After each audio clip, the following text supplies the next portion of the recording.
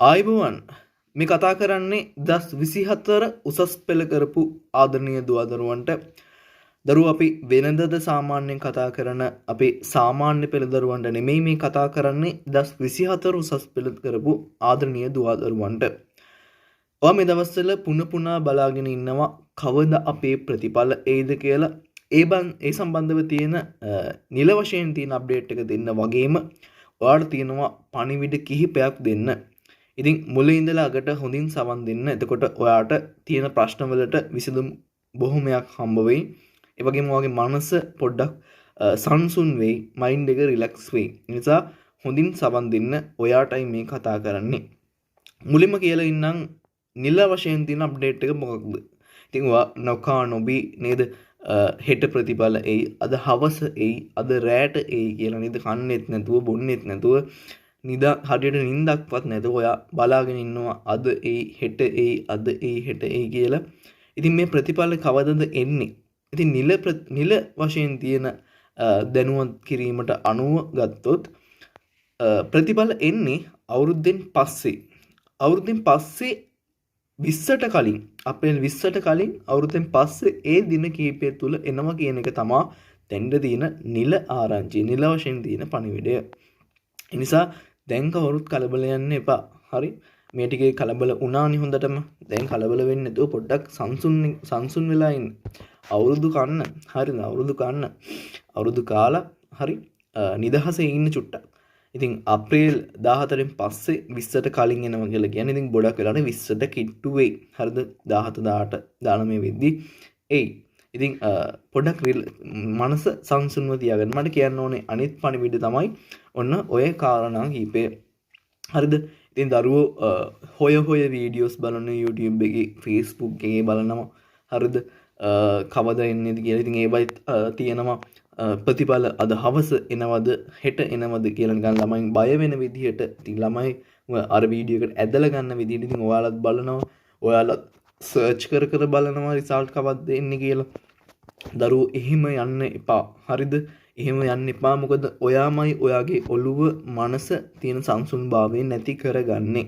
දරුවෝ ප්‍රතිඵල අපි බාර ගන්න නම් අපේ ඔළුව අපි නිදහසේ තියාගන්න ඕනේ. මම දන්නවා මේ දවස්වල Facebook එක පැත්ත බලා තියන්න බෑ. හරි? අද එනවා වගේ නිකන් එක එක තියෙන පෝස්ට් ෂෙයා වෙනවා. අඩුමතරම WhatsApp ස්ටේටස් එකක් බලන්න බැරි තරම් ළමයින් බය වෙනවා. ඉතින් දරුවෝ එයාලා වැරදි. ඉතින් ඔයාලත් පුළුවන් නම් පොඩ්ඩක් සෝෂල් මීඩියා වලින් ඈත් වෙලා ඉන්න මේ ටිකේ. වීඩියෝ හොය දාගලන්න යන්න එපා. Facebook චුට්ටක් ඉන්න, YouTube එකේ හොය වීඩියෝ බලන්න යන්න එපා. හරිද? ඉතින් පුළුවන් තරම් පොඩ්ඩක් සෝෂල් මීඩියා ලිමිට් කරන්න, අඩු කරන්න. එතකොට ඔයාගේ මනස පොඩ්ඩක් සංසුන්ව තියාගන්න පුළුවන්. මොකද දරුවෝ ප්‍රතිඵල සතුටින් බාර ගන්න නම් ඔයා ඔළුව නිදහසේ තියාගන්න ඕනේ අනිවාර්යෙන්. දැන් අපි ගත්තොත් YouTube එකේ ඇත්ත කතාව ගත්තොත් views වැඩි වෙන තරමට තමයි සල්ලි හම්බ වෙන්නේ සමහර channel වලට. හරිද? හැම channel එකම නෙමෙයි සමහර channel තියෙනවා. ඒගොල්ලෝ සල්ලිම උපයන්න බලාපොරොත්තු වෙමින් ඉන්නවා.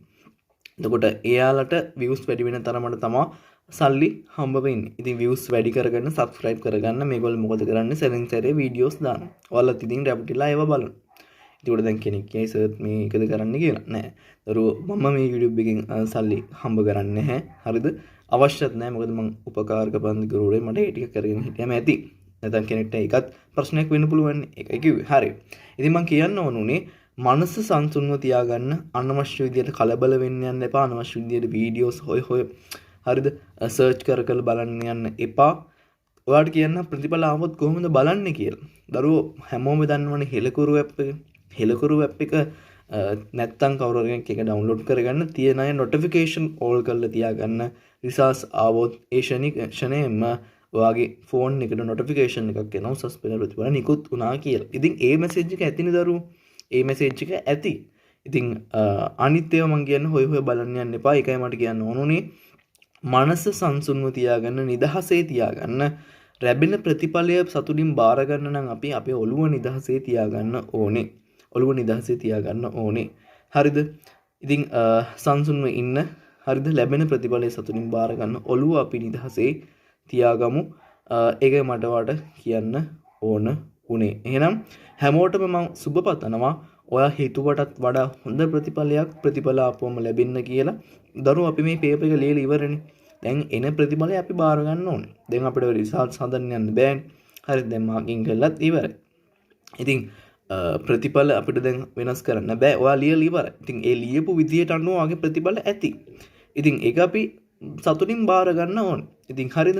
ඉතින් ඒ සතුටින් බාර ගන්න නම් ඔයා ඔළුව නිදහසේ තියාගන්න ඕනේ අනිවාර්යෙන්. ඒ නිසා ලැබෙන ප්‍රතිඵලය බාර ගන්න සතුටින් ඉන්න ඔළුව නිදහසේ තියාගන්න.